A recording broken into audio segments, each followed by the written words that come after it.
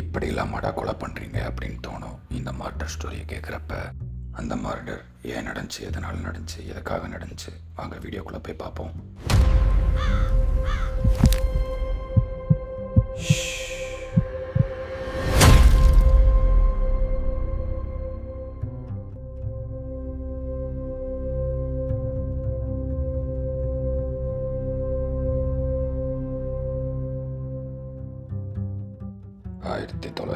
1986 பிப்ரவரி 24 loss ஏஞ்சல்ஸில் ஒரு சந்தோஷமான வாழ்க்கையை வாழ்ந்துட்டு வந்தவங்க தான் செரி அண்ட் ஜான். இவங்க சந்தோஷமான வாழ்க்கையை நல்லாவே வாழ்ந்துட்டு வந்தாங்க.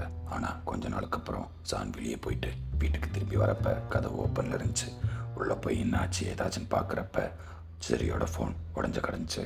ஆனால் ஜான் பார்த்த கொடூரமான காட்சி, அவங்களோட ஒய்ஃப் கொடூரமான முறையில் கொல்லப்பட்டிருந்தாங்க.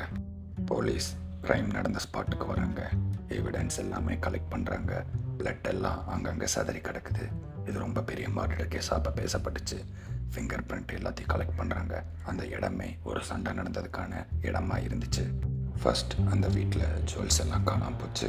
அதனால் யாரோ வந்து திருடி இருக்காங்க அப்படின்னு போலீஸ் தரப்புலேருந்து ஒரு தியரி முன்னாடி வச்சாங்க. ஆனால் அந்த திருடன் யார் இப்போ வரைக்கும் போலீஸ்னால் கண்டுபிடிக்கவே முடியல.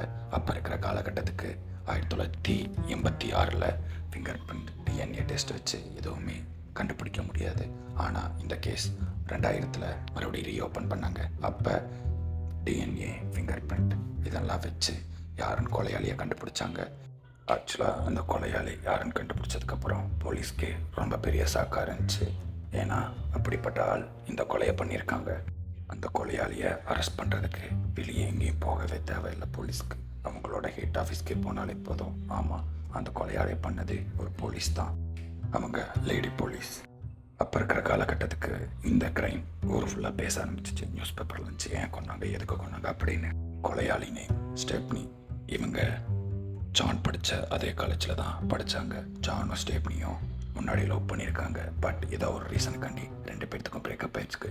கொஞ்ச நாளுக்கு அப்புறம் ஜான் செரியை கல்யாணம் பண்ணிக்கிட்டாங்க.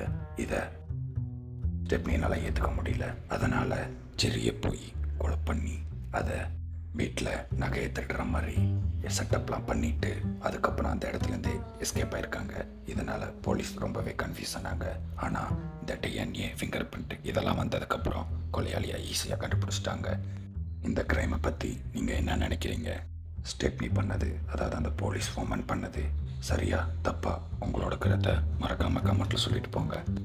மேலும் இதே மாதிரி சஸ்பென்ஸ் கிரைம் அன்சால்வ்டு மிஸ்ட்ரி கேஸை பற்றி தெரிஞ்சுக்கணுன்னா நம்ம மிஸ்ட்ரி ஃபைல்ஸ் தமிழ் சேனலை மறக்காமல் சப்ஸ்கிரைப் பண்ணிக்கோங்க. முடிஞ்ச வரைக்கும் ஷேர் பண்ணுங்கள். நாளைக்கு ஒரு வீடியோவில் பார்ப்போம். அது வரைக்கும் பாய்.